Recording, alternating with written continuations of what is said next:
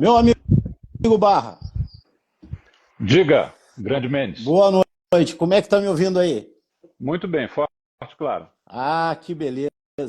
Já temos bastante gente aqui nos prestigiando, né? Coisa bacana. E só temos aí a agradecer a todos, né, que receberam esse nosso chamado, compreenderam, estão aqui com a gente aqui nessa quinta-feira de noite.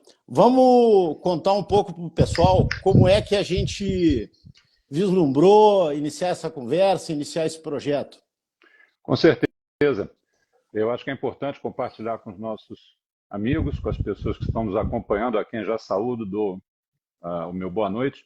E aí a gente tem que falar um pouquinho, né, Mendes, como é que a gente se conhece de uma maneira completamente inesperada, numa cerimônia militar lá no Rio de Janeiro, e uma cerimônia na Marinha, e aquela história, né?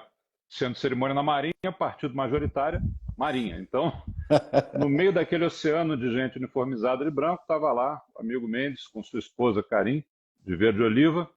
E aí é melhor você dizer o que surgiu daí, né? Não, realmente foi muito bacana. Isso aí, essa época eu era comandante de uma unidade operacional lá no Rio de Janeiro, durante a intervenção federal. Fui agraciado com uma condecoração da Marinha, né? Tive a satisfação de conhecer o amigo, né? As famílias se conheceram, se criou um laço de amizade entre as famílias. Quis o destino que viéssemos para Brasília, né? Eu trabalhando ali na vice-presidência da República, com a época o nosso vice-presidente Hamilton Mourão, o senhor Nanvisa, né? Depois daquele período lá, enfim, ao final do governo, eu fui para a reserva e aí tive a oportunidade de ser convidado para trabalhar no Senado Federal, onde eu estou até hoje.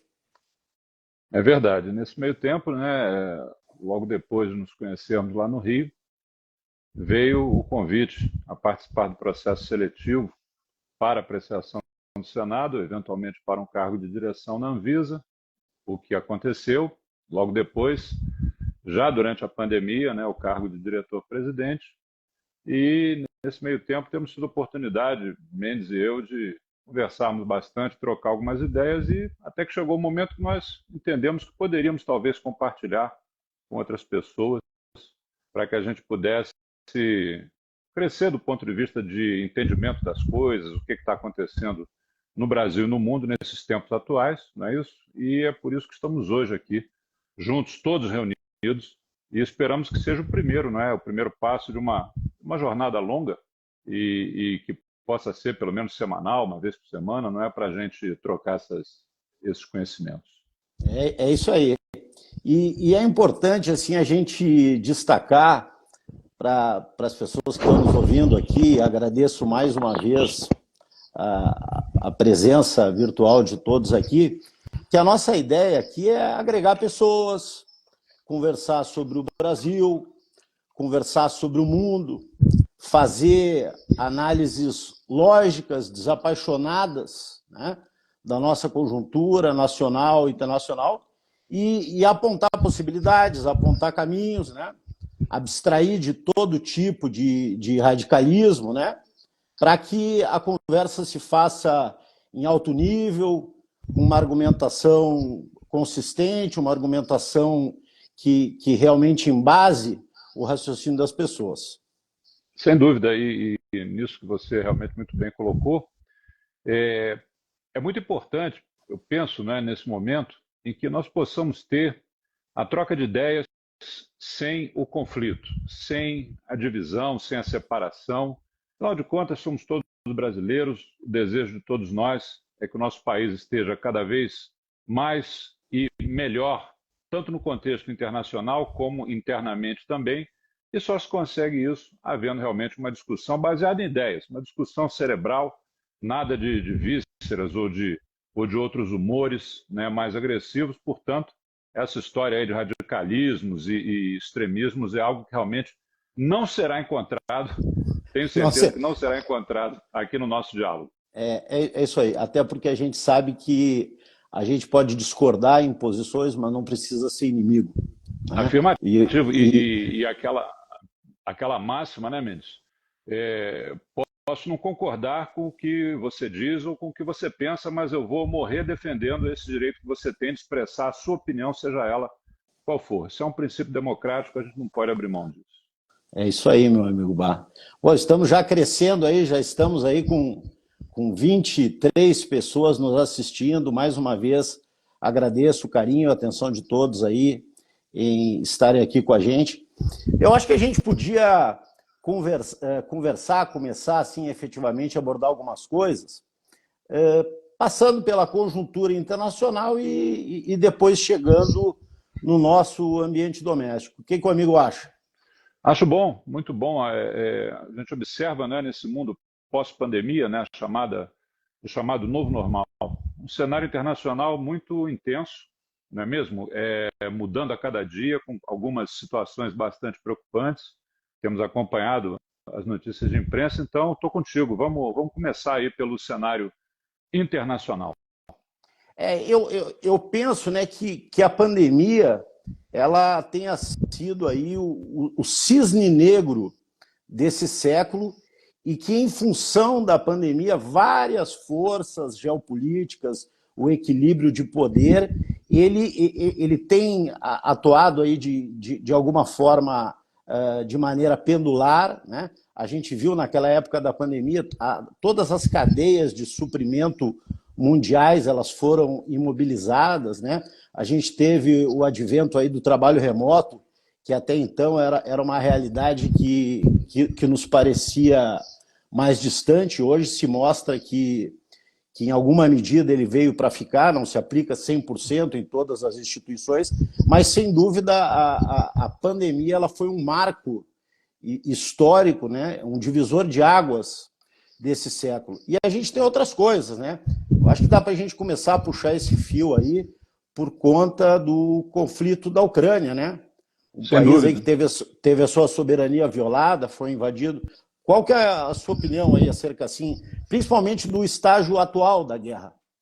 Esse ponto é muito importante, não é, Mendes? Porque veja que, conforme também já sobejamente noticiado, é a primeira vez desde a Segunda Guerra Mundial que o território russo foi invadido durante as operações de guerra, porque, conforme você bem pontuou, primeiramente o território ucraniano foi invadido, e agora, bem recentemente, as tropas ucranianas adentraram uma área considerável também na área fronteiriça com a Rússia, coisa que não acontecia desde a Segunda Guerra Mundial. E hoje nós tivemos uma notícia, que é uma notícia preocupante, e é sempre importante lembrar quem nos acompanha que há um ditado que diz que a primeira coisa que desaparece na guerra é a verdade.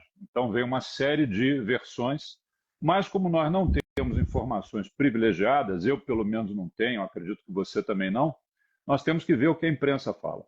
Então hoje realmente a imprensa, muito atenta ao que está acontecendo, noticiou que a Ucrânia aponta a falta de energia elétrica em usinas nucleares na Rússia. E disso o senhor entende, né? O amigo trabalhou lá naquele episódio do Césio 137, né?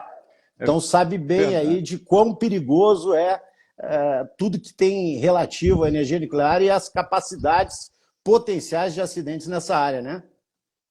É verdade, Mendes. No ano ali de 1979, 1980, eu era estudante secundarista, participei de um concurso da Comissão Nacional de Energia Nuclear sobre fontes energéticas alternativas. Foi quando eu comecei a estudar todas as fontes energéticas alternativas, inclusive a energia nuclear. E naquela época eu não imaginava realmente que logo depois dos 6 anos de escola de medicina, eu estaria ingressando na Marinha e em 1987 teria participação nas cirurgias da minha especialidade nos pacientes vítimas do incidente do Césio 137 em Goiânia. E mais tarde, até depois, como vice-diretor do Hospital Naval Marcílio Dias, também atuamos no tratamento de pacientes da América do Sul, também radioacidentado. Eu posso garantir, como é lógico que não existe doença boa, mas o radioacidentado é um paciente de difícil abordagem, é um sofrimento muito grande, é multidisciplinar, tudo que a especialidade médica entra para tratar. Então, todo cuidado precisa haver em relação a tudo que lida com a energia nuclear. E veja, no caso das usinas, quem está nos acompanhando pode dizer, ué, mas as usinas nucleares produzem energia elétrica. Então, como é que está com falta? Sim, a falta de energia elétrica no chamado controle do reator, ou seja, os mecanismos eletroeletrônicos que esfriam, ou seja, diminuem a ação nuclear do reator ou aumentam a reação nuclear do reator, são movidos a energia elétrica. E quando essa energia falta, não pode faltar por muito tempo. É porque Lógico, deixa de ser resfriado, né? Exato, exato. E aí é lógico que existem sistemas secundários, claro que existem. Existem sistemas que visam suprir faltas momentâneas de energia, mas, de qualquer forma, é uma notícia muito preocupante e a Europa inteira está monitorando o que está acontecendo. E é triste ver, não é, Mendes, que, novamente, argumentos que já tinham sido quase que esquecidos durante a Guerra Fria, como a própria ameaça nuclear, seja ela do emprego na guerra ou até mesmo os incidentes em usinas nucleares. Tivemos o exemplo de Chernobyl e o mundo inteiro sabe o quão terrível isso é. Portanto, é um momento bastante sensível nessa escalada da violência lá na situação Ucrânia e Rússia. É um risco potencial muito grande, né? E que, em se concretizando uma tragédia nuclear desse tipo, vai certamente abalar os rumos da guerra e a estrutura já desequilibrada naquela região, né? Podendo aumentar aí o número de refugiados, de deslocados, né? Então, uma realidade muito complexa. E é como tu falaste, né? Essa guerra é uma guerra que tem a particularidade de se ter dificuldade de obter informações fidedignas, tanto do deslocamento de tropas, tanto quanto de mortos, né? Porque a gente recebe informações fragmentadas da imprensa, né?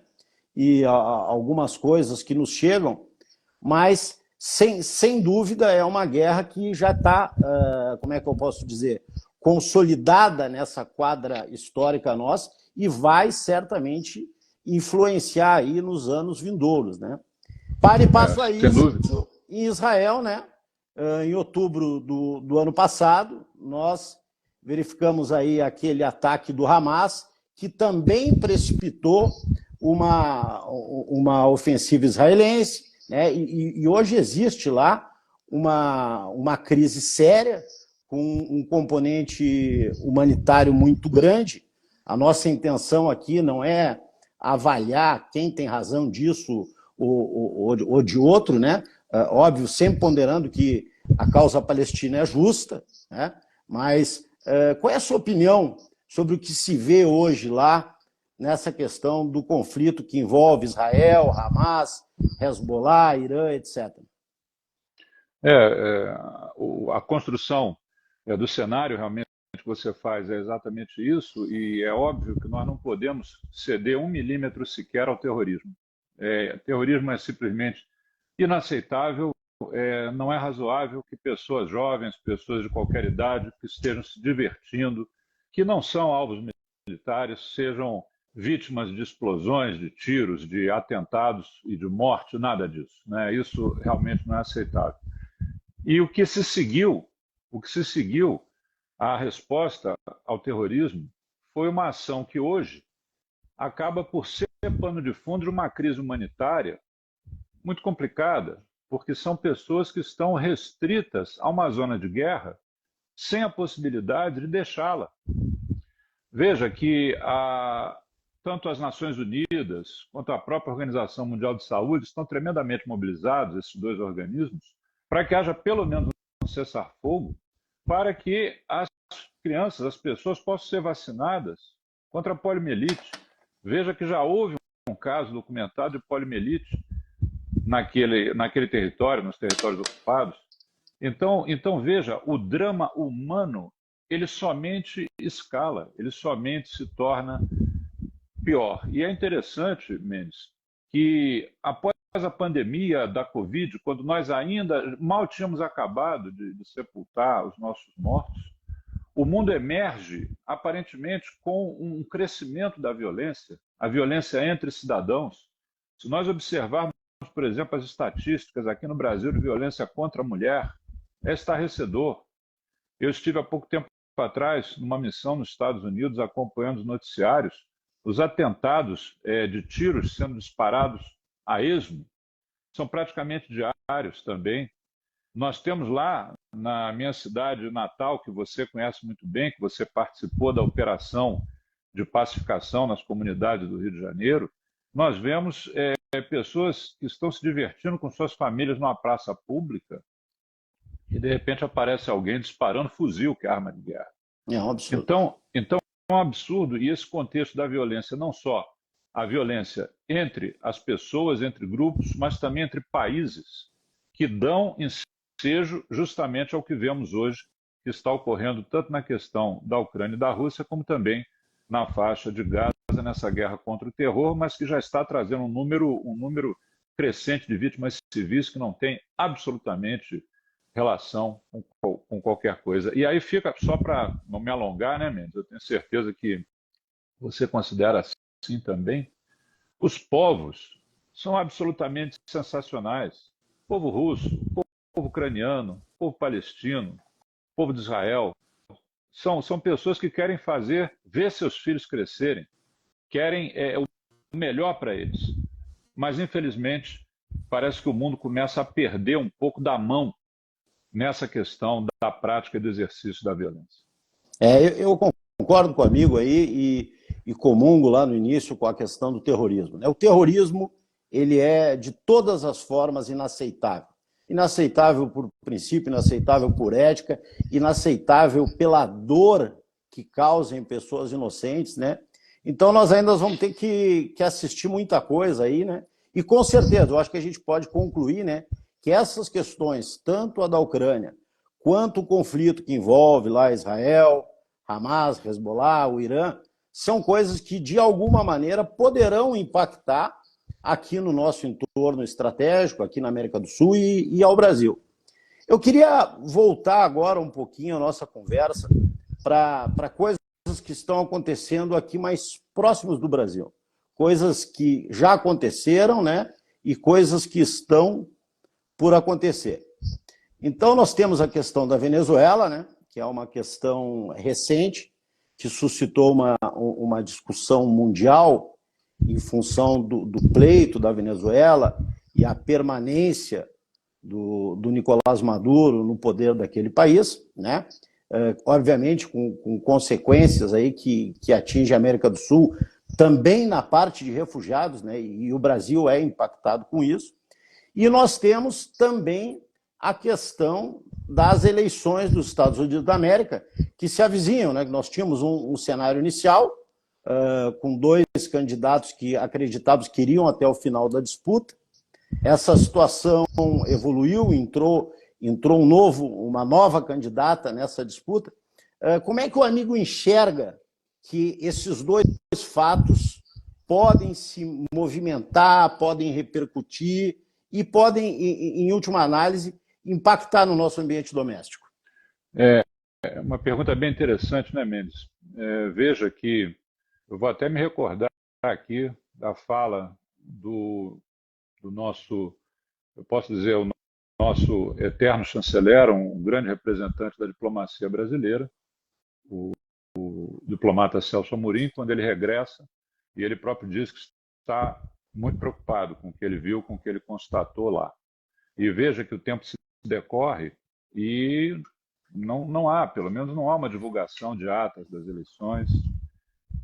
O mundo clama por isso, o mundo democrático clama por isso, e nós não temos observado esse tipo de coisa. O país fica num impasse, um grande impasse, a população parte apoiando, parte protestando, e não se vê também um final, um desfecho favorável. E Venezuela é um país fronteiriço na Amazônia, portanto, é um problema que está literalmente à nossa porta, está aqui ao lado, e é muito importante, nesse momento, o Brasil, com a sua representatividade internacional, com a sua força, sua credibilidade, encontrar, sim, os melhores mecanismos para poder influenciar positivamente para que o objetivo maior seja conquistado. E o objetivo maior, o que que é? É não haver o sofrimento do povo venezuelano, que sem dúvida alguma, responsável por tantas conquistas, tantas coisas boas para todos nós, para toda a humanidade, não merece passar por esse tipo de sofrimento. Nos Estados Unidos, nós vimos que havia uma disputa eleitoral que seguia um caminho. Lá também o terrorismo mostrou suas garras com o terrível assassinato de um pai de família que estava ali no comício do presidente candidato Trump e, na verdade, ele morre para salvar a filha, né? E nesse atentado, essa bala, obviamente, não era para ele. O presidente Trump, por uma questão de milímetros, ele sai vivo desse atentado. O atentado não logra êxito, mas ceifa a vida de uma pessoa que estava ali no exercício democrático. Então, o que ocorre naquele momento? Um pensamento de que fortaleceria uma expectativa de vitória do candidato Donald Trump. Acontece que quando o atual presidente dos Estados Unidos, o presidente Joe Biden, decide não concorrer mais, o que nós estamos observando é a candidata Kamala Harris vir num ritmo consistente. Não é um ritmo acelerado de crescimento, não é, mas ele não está parando. Ela está progredindo de maneira constante. Quem sabe não vai acontecer em novembro a eleição da primeira mulher na presidência dos Estados Unidos. É importante lembrar que o Brasil, nos seus 500 anos, nós tivemos, na verdade, três figuras femininas. Três mulheres. Tivemos no período do reinado Dona Maria I, tivemos no período do Império Dona Isabel, Princesa Isabel, nossa regente, que assumia a regência do país quando Dom Pedro II estava em missão, e a presidente Dilma Rousseff durante o período da República. Então, veja que o Brasil, com todas as questões que acabamos de pontuar, inclusive de violência contra a mulher em índices inaceitáveis, mas 3 mulheres já ocuparam as rédeas, inicialmente não do país, porque ainda não era um país independente, claro, mas na liderança, na regência, na chefia do poder máximo, 3 mulheres. Então, vamos aguardar, vamos ver o que vai acontecer em novembro, e não tenho muita dúvida não, eu não sou analista político, mas eu penso que haverá, sim, influências, inclusive, para as próximas eleições presidenciais de 2026. Eu concordo contigo. 2026 parece distante, né? Mas nós vamos ter essas eleições agora municipais esse ano, e esses 2 anos eles vão voar. E isso é um posicionamento meu, né, até do ambiente que eu convivo ali no Congresso Nacional, e isso dá muita satisfação como brasileiro, é a gente notar que as mulheres cada vez mais elas vêm galgando espaços relevantes, não só na política, como em outros lugares. E, na minha visão, para 2026, qualquer chapa que pretenda ter sucesso, ascender ao segundo turno, ela precisa ter na composição um homem e uma mulher. Eu acho isso bom para o país, eu acho isso saudável para a democracia, e isso significa, mais que tudo, uma evolução social e política do Brasil. Sem dúvida alguma.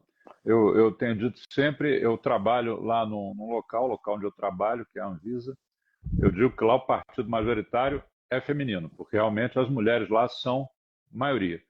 E, infelizmente, meu amigo Mendes, esse mundo conduzido pela mão dos homens não me parece que esteja trilhando bons caminhos, haja vista tudo que nós estamos falando praticamente hoje aqui nessa nossa primeira live. Então, eu penso que é muito oportuno, é muito necessário que realmente a mulher, com suas características, possa somar na condução dos destinos da humanidade, tenham mais acesso, tenham mais condições de mostrar realmente os seus valores, as suas potencialidades, as suas capacidades.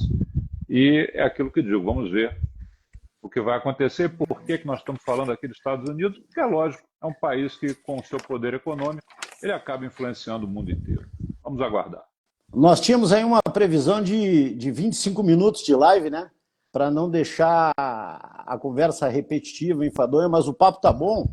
Eu acho que nós podemos nos encaminhar aqui para as questões mais domésticas aí, no en passant, né?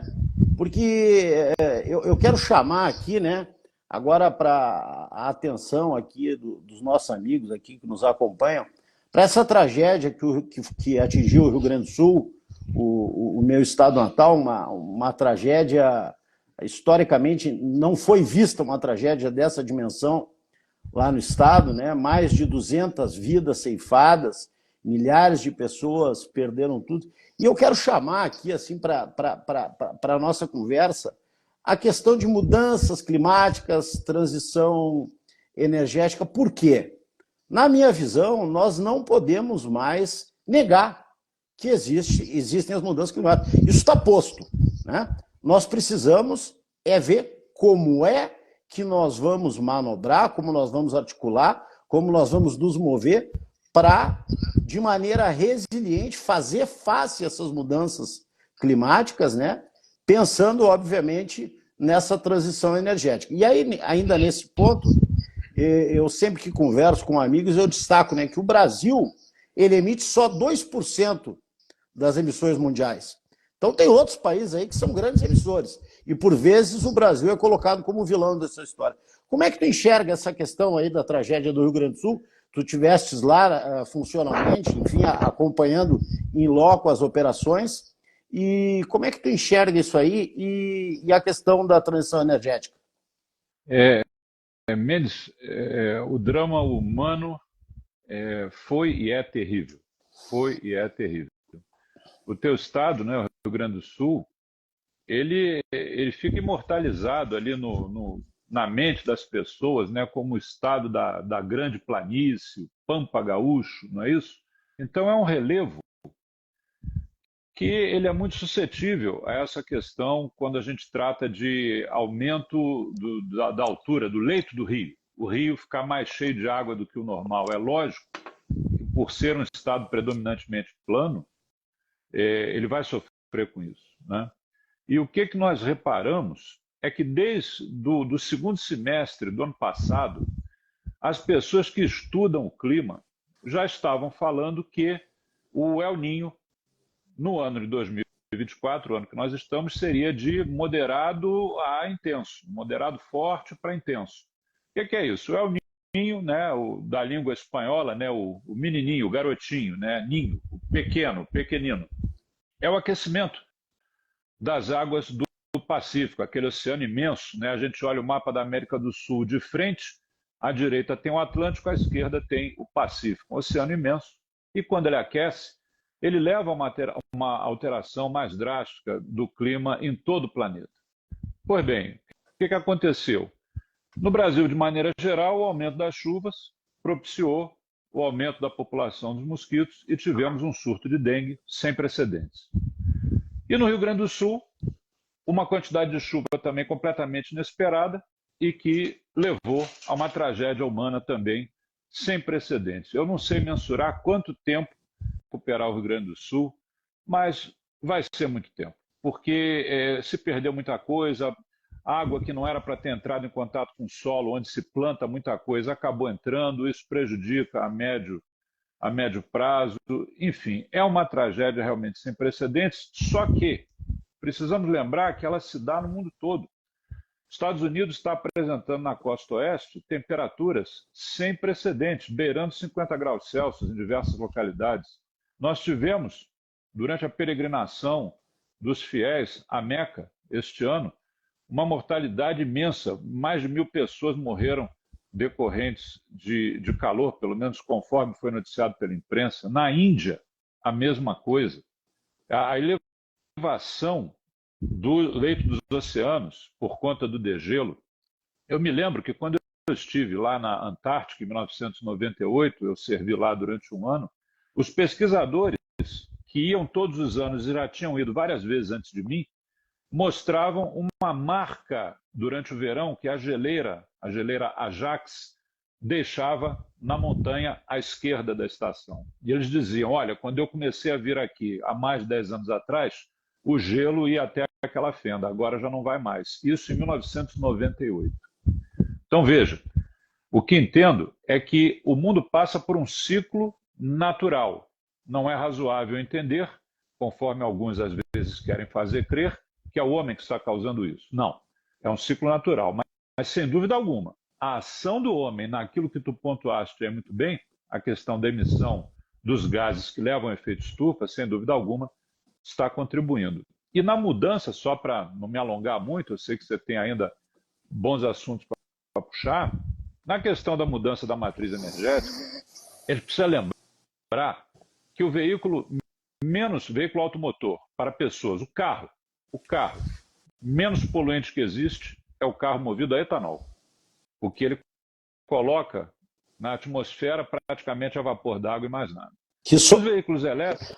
Fomos pioneiros nisso com o nosso pró-álcool, né? Com o nosso pró-álcool, sem dúvida alguma. O nosso pró-álcool. E eu comentei isso recentemente com um amigo estrangeiro, ele não tinha nem conhecimento, ficou impressionado de ver isso. Pois bem, o veículo elétrico ele se apresenta como uma solução interessante, entretanto, não podemos esquecer o descarte dessas baterias. Não é nada simples. As baterias do veículo elétrico praticamente representam o custo do veículo como um todo, e por enquanto não há uma solução, por exemplo, para o transporte de cargas rodoviárias com motores elétricos. Praticamente a gente vai ter que refazer todas as pontes do país por conta do peso de baterias suficientes para mover, por exemplo, veículos de carga. Então, é um vislumbre bom, sem dúvida alguma, melhor ter do que não ter, mas ainda particularmente vejo com um pouquinho de reserva, quero evoluir um pouco mais no pensamento antes de considerar essa possibilidade realmente como uma possibilidade extremamente efetiva, conforme a propaganda acaba querendo levar a crer. É isso aí. Eu, há alguns dias, só concluindo essa questão desses veículos elétricos, tive a oportunidade de ler um artigo, né, que falava, destacava a impossibilidade de se implementar essa questão dos veículos elétricos, principalmente para o emprego militar, né? Então não há possibilidade em uma ofensiva de blindados, em uma grande operação militar, de fazer o abastecimento desses veículos elétricos. Então não se vislumbra blindados elétricos, não se vislumbra isso. Então eu penso que o assunto ele está caminhando, né? Esses dias um amigo veio dos Estados Unidos e me contou que nos Estados Unidos já existem pátios lá com muitos automóveis elétricos devolvidos, porque a própria garantia não é coberta das baterias. Então, eu penso que o assunto está em processamento, está em desenvolvimento, sem dúvida é uma iniciativa positiva, mas ainda tem muita água para passar por baixo dessa ponte. Mas eu queria levantar uma outra lebre aqui, também aí dos assuntos domésticos, né? Nós estamos aí num ano de eleição, as propagandas políticas elas começaram, né? E eu queria levantar a questão da inteligência artificial. A inteligência artificial ela é um fator que, a partir dos dias atuais, ele tem que ser levado em conta em todas as análises. Porque aquilo que você outrora sabia que era real, atualmente não se sabe mais se é real. Se alguém quiser, ele escaneia a sua imagem, a sua fotografia, monta um vídeo, coloca uma voz e aquela voz fala o que essa pessoa tiver programado lá, enfim, por intermédio de um software de inteligência artificial. Né? Então, assim, a minha visão, o Brasil ele precisa regulamentar essas questões. A gente precisa avançar de maneira que isso não se torne um inimigo da sociedade. Como é que tu enxerga essa questão da inteligência artificial, tanto nas relações humanas quanto nos processos do dia a dia? Não, sem dúvida, é aquilo que eu digo, vai trazer muito benefício, mas também nós vamos ter que ter muita atenção. Eu queria só brevemente aqui, Mendes, mandar aqui um alô para a nossa ouvinte, está nos acompanhando, a Duda Esmeraldino, que até nós acabamos respondendo a pergunta dela, que ela pontuou quanto o nosso entendimento sobre a crise climática que acomete o país e que causa tantos danos no Brasil e mundo afora. Eu penso né, Duda, que a gente tenha tratado isso até aqui. Voltando então para a questão da inteligência artificial, veja, eu acho que ainda está passando na televisão de canal aberto uma propaganda de um grande ator estadunidense, um ator muito conhecido, que num dado momento ele deixa de falar inglês e fala um português como se ele tivesse nascido aqui. E depois, antes de terminar o anúncio, ele fala, eu acho que numa hora ele fala em francês, na outra hora ele fala em japonês, deixando muito claro que aquilo ali é uma manipulação da imagem através da inteligência artificial. Então, é o tal negócio, né? É uma evolução importantíssima. Por exemplo, lá no caso da agência reguladora, nós temos já um projeto piloto de uso de inteligência artificial para abreviar etapas do processo de análise, aqueles dossiês, aqueles livros, né, cheios de termos de inglês técnico, com 15 mil, 18 mil páginas, pode ter o seu processo acelerado através de um mecanismo de inteligência artificial que acelere etapas. É claro que o julgamento do mérito, ou seja, é bom ou não é bom para a saúde, é seguro ou não é seguro, tem qualidade, tem eficácia, ainda, graças a Deus, será feito por seres humanos. Mas outras etapas podem ser suprimidas. Agora, veja, você citou a questão das eleições. Eu não precisa nem ter inteligência artificial, não.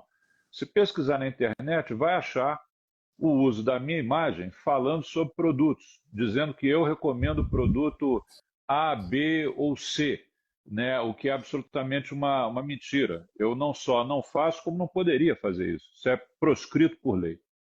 De posse de inteligência artificial, vai ficar praticamente impossível, a uma vista desarmada, né, a gente olhar e dizer se aquilo ali é falso ou é mentira.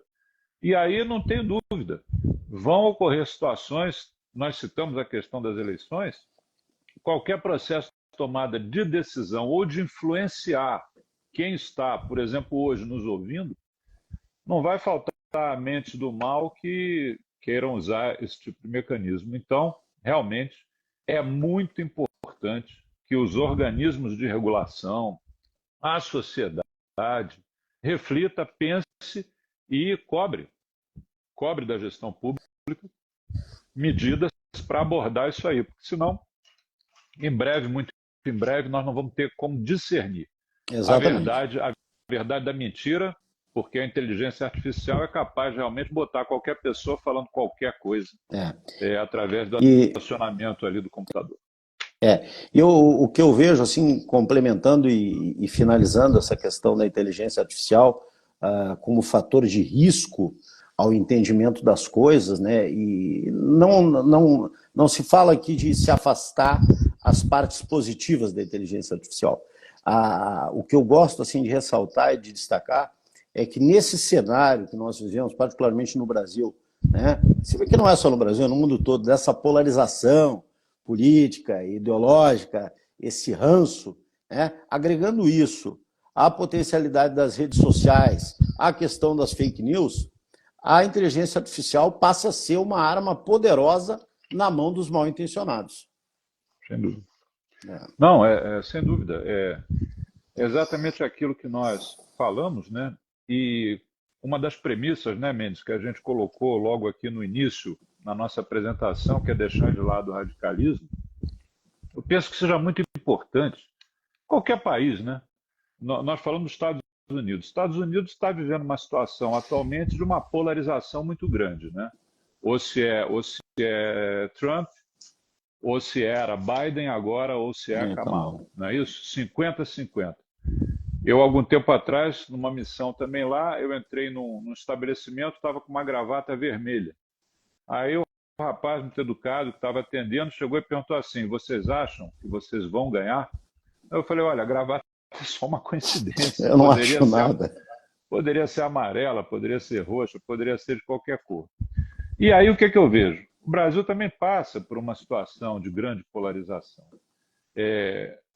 Faz parte da democracia, não há dúvida nenhuma. Agora, é muito importante que quem quer que seja que ganhe qualquer eleição, seja lá, seja aqui, ou em qualquer lugar que passe por uma polarização, ou seja, dividido meio a meio, mais ou menos meio a meio, que lembre que tem que governar também para quem não votou na pessoa que foi eleita. Tem que conquistar o outro lado.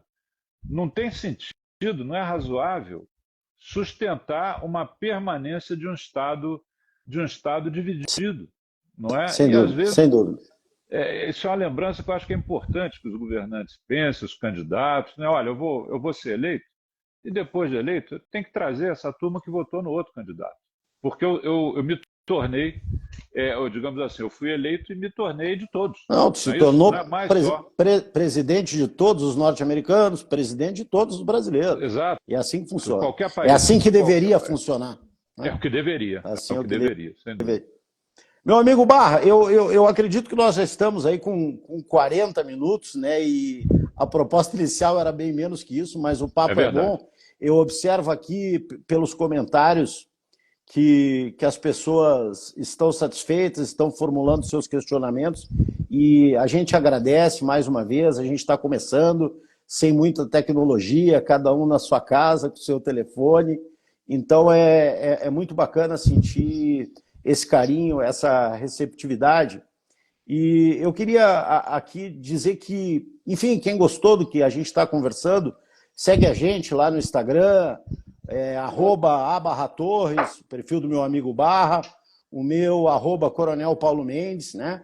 E a gente está começando um projeto de falar sobre o Brasil, falar sobre progresso, falar sobre ideias, né? Aqui a nossa ideia não é falar de pessoas, é falar sobre ideias, falar de futuro, falar de abordar os assuntos de uma forma positiva, construtiva e, enfim, né? Obrigado a todos aí que estiveram conosco. A intenção é que na próxima quinta-feira, nesse mesmo horário, a gente repita a dose em uma segunda conversa. E com isso eu dou meu boa noite a todos e a palavra está contigo, Barra. Obrigado, Mendes. É isso aí. Agradecer a quem esteve conosco até agora. Vamos tentar voltar na semana que vem. A gente deixa o pedido para que mandem sugestões também. É participativo, claro, para a gente buscar trazer aí a nossa forma de entender essas coisas. E seguindo fortemente, justamente para a gente contribuir, né, da melhor maneira possível para que a comunicação, o diálogo, a defesa de ideias seja feita de modo pleno, de modo correto, de modo tranquilo. Afinal de contas, eu queria concluir com uma frase que eu acho que é imortal de um líder mundial. Eu não estou aqui defendendo que ideias ele defendia, de que país que ele era, não é nada disso. Eu vou me ater ao que ele disse. E certa vez ele disse o seguinte: nós todos habitamos neste planeta. Nós respiramos o mesmo ar. Todos nós desejamos o melhor futuro para as nossas crianças. E todos nós somos mortais. Obrigado, minha gente. Uma ótima noite aí para todos. Fiquem com Deus. Obrigado, Mendes. Valeu. Boa noite a todos aí. Valeu. Abraço.